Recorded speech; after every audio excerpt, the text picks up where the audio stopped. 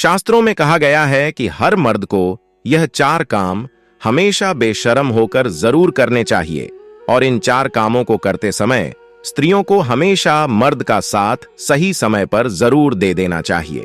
नमस्कार दोस्तों, स्वागत है आपका फिर से इस नई महत्वपूर्ण ज्ञानवर्धक वीडियो में।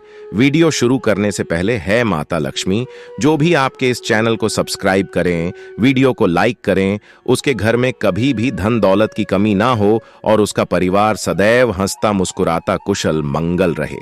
तो दोस्तों चलिए आपको जल्दी से एक छोटी सी कहानी के माध्यम से बता देते हैं कि वह 4 काम कौन से हैं जिन्हें हर मर्द को बेशर्म होकर करना चाहिए। दोस्तों, वीडियो बहुत ही महत्वपूर्ण ज्ञानवर्धक है, इसे अंत तक जरूर देखें क्योंकि आधा अधूरा ज्ञान किसी काम का नहीं होता है। एक नगर में एक राजा रहते थे। उनको नए नए कपड़े पहनने का विचित्र शौक था। इसके लिए वह अपने खजाने का सबसे बड़ा भाग खर्च किया करता था। वह अपनी प्रजा पर बिल्कुल ध्यान नहीं देता था। वह दुनिया के कोने कोने से सुंदर और बहुमूल्य कपड़े मंगाता और बहुत अच्छे दर्जी से सिलवा कर पहनता था, परंतु बढ़िया से बढ़िया कपड़ा भी एक बार पहनने के बाद दोबारा कभी नहीं पहनता था। राजा के इस व्यवहार से राज्य की आर्थिक दशा पर बुरा प्रभाव पड़ रहा था। राजा के इस शौक का पता एक ऐसे आदमी को लगा जो अपने काम में बहुत होशियार था। एक दिन वह आदमी 3-4 आदमियों को साथ लेकर राजा के दरबार में उपस्थित हुआ। उसने राजा को अपना परिचय देते हुए कहा कि वह दुनिया के बड़े बड़े राजाओं के कपड़े सिल चुका है।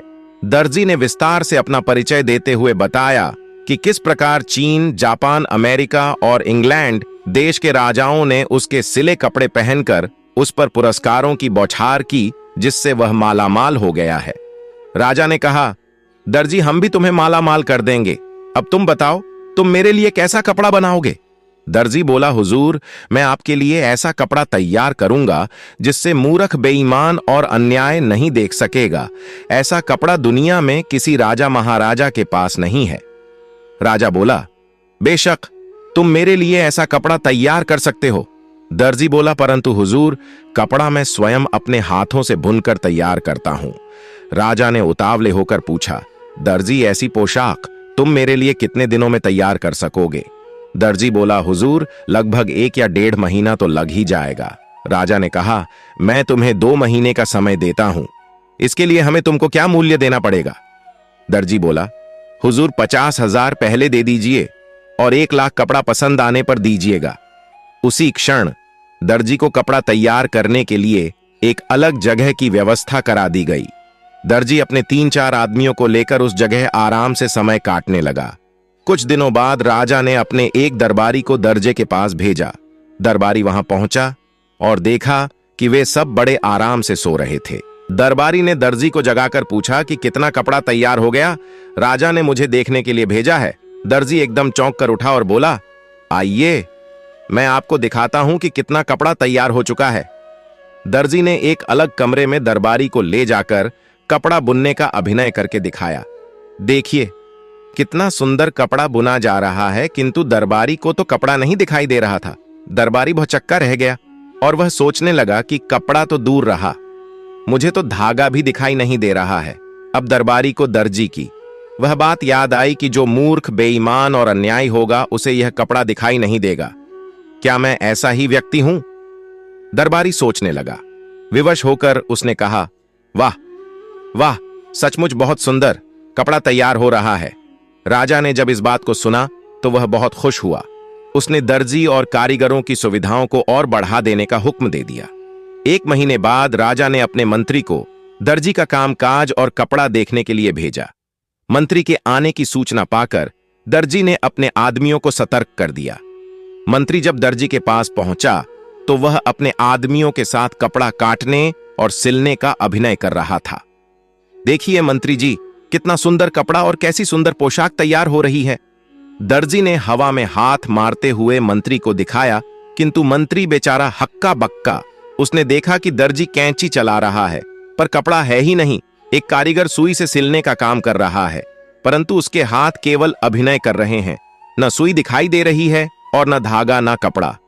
मंत्री ने सोचा, मुझे कुछ दिखाई क्यों नहीं दे रहा है।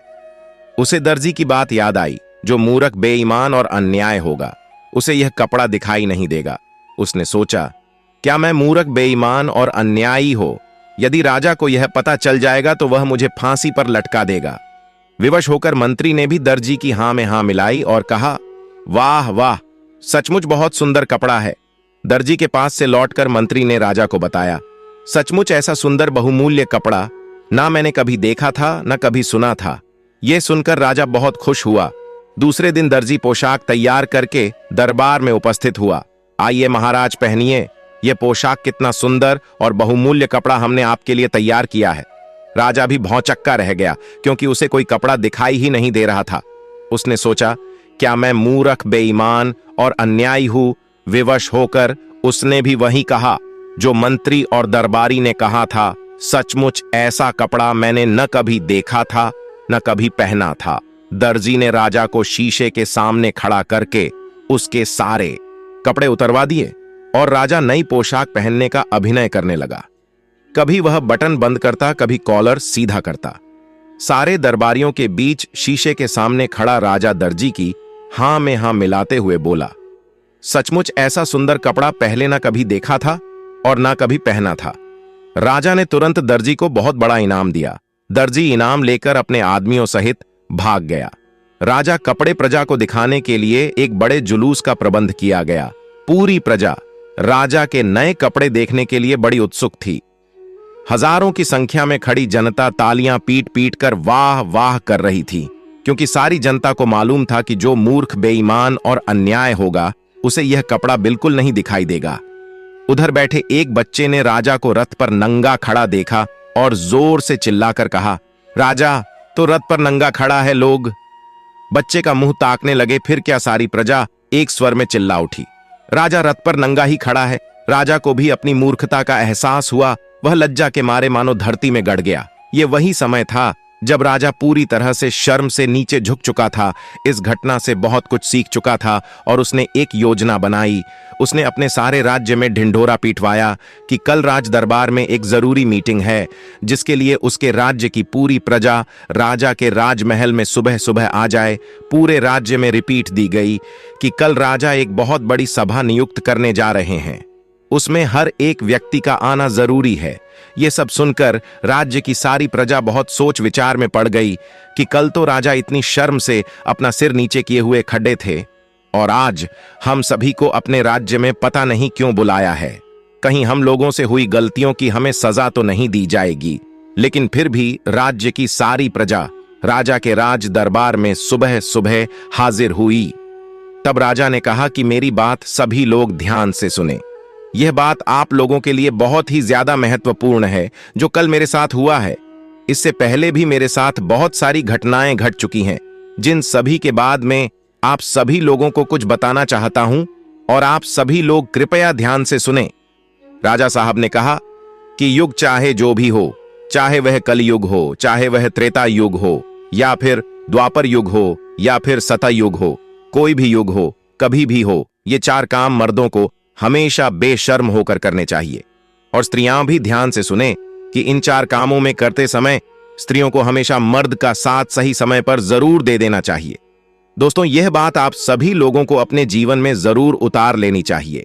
यदि आप लोग अपने जीवन में यह चार काम बेशर्म होकर करने लगते हैं तो आपको सफलता जरूर मिलेगी। आपको धनवान, करोड़पति बनने से कोई नहीं रोक सकता। आप अवश्य ही धनवान और मालामाल हो जाएंगे। आप और आपकी पत्नी अपने जीवन में सदैव खुश रहेंगे। चलिए बताते हैं कि राजा साहब ने अपनी प्रजा से क्या कहा और कौन से चार काम बेशर्म होकर करने के लिए कहते हैं। चलिए जानते हैं। सबसे पहला काम जो कि सबको बेशर्म होकर जरूर करना चाहिए, वह कहते हैं कि मर्दों को अपनी पत्नी के साथ संबंध बनाने में शर्म नहीं करनी चाहिए, क्योंकि यदि आप ऐसा नहीं करते हैं तो आपकी पत्नी आपसे कभी खुश नहीं रहेगी। क्योंकि जब आप पत्नी को संतुष्ट नहीं कर पाएंगे तो फिर आपका शादीशुदा वैवाहिक जीवन खतरे में पड़ सकता है और आपकी पत्नी किसी गैर मर्द से गलत काम करने के लिए मजबूर हो जाएगी और वह ऐसा कर भी सकती है। फिर राजा साहब ने दूसरे काम के बारे में बताया जिसे भी बेशर्म होकर करने को कहा है। राजा साहब ने कहा कि यह जो लोग खाना खाने के दौरान शर्म महसूस करते हैं या फिर चाहते हुए भी खाना नहीं मांग पाते हैं, वे अक्सर भूखे ही रह जाते हैं। ऐसे में राजा साहब का कहना था कि जब भी व्यक्ति भोजन करने बैठे तो पेट भरकर भोजन करना चाहिए, आधे पेट भोजन कभी भी नहीं करना चाहिए। विशेषकर जब किसी के यहां अतिथि बनकर जाए तो भोजन करते समय शर्म न करें, नहीं तो आप स्वयं ही भूखे रह जाएंगे और अपने स्वास्थ्य के साथ खिलवाड़ करेंगे। फिर राजा साहब अपनी प्रजा से बताते हुए कहते हैं कि जीवन में धन दौलत और पैसों का बड़ा ही महत्व है, क्योंकि पैसों की कमी के अभाव से जीवन और परिवार को चलाना असंभव है। ऐसे में पैसों के लेन देन में कभी भी झिझक नहीं करनी चाहिए। बेझिझक होकर जरूरत में किसी से पैसे मांगना चाहिए। वहीं अगर किसी को जरूरत के समय उधार दिया हो तो उसे मांगने में बिल्कुल भी शर्म नहीं करनी चाहिए, अन्यथा आपको धन की हानि उठानी पड़ेगी। चौथी बात को बताते हुए राजा साहब कहते हैं कि कोई भी इंसान यदि सही तरीके और सही वक्त पर या कुछ काम कर ले तो वह रंग से भी राजा बन सकता है। इस बात पर ध्यान दीजिएगा कि आजकल के युवा अपने शिक्षकों या मार्ग से ज्ञान तो ले लेते हैं, लेकिन अपने मन की जिज्ञासाओं को, यानी कि जो उनके मन में सवाल उठ रहे होते हैं, उनको गुरु शिक्षक या फिर मार्गदर्शक से पूछने में शर्म या झिझक महसूस करते हैं, जिनके चलते वह कई जगह विफल हो जाते हैं। दोस्तों, चाणक्य नीति में भी लिखा है कि किसी भी स्थान पर जब विद्या ग्रहण करने जाए तो अपने अध्यापक या गुरु से अपने मन में उत्पन्न हो रहे सभी प्रश्नों का उत्तर बेझिझक बिना शर्म के प्राप्त करना चाहिए, क्योंकि वहां पर हर कोई सीखने के उद्देश्य से जाता है। और यदि आप वहां पर जाकर भी अपने गुरु से कोई भी सवाल पूछने में ही शर्म करेंगे और अपने प्रश्नों का हल शर्म की वजह से नहीं प्राप्त कर पाएंगे तो आप अपने जीवन में कभी सफल नहीं हो सकते हैं। तो इसलिए अपने मन में उत्पन्न हो रहे सभी सवालों का जवाब बेझिझक होकर किसी भी गुरु शिक्षक या फिर मार्गदर्शक से पूछ लेना चाहिए, क्योंकि वहां हम सीखने के उद्देश्य से जाते हैं। तो दोस्तों, आपको समझ आ गया होगा कि मर्दों को वह कौन से 4 काम हैं जो कि बेशर्म होकर करने चाहिए। यदि आप लोग भी मेरी वीडियो से संतुष्ट है तो वीडियो को लाइक करके जल्दी से कमेंट में जय माता लक्ष्मी अवश्य लिखें। स्वस्थ रहें, सुरक्षित रहें। धन्यवाद।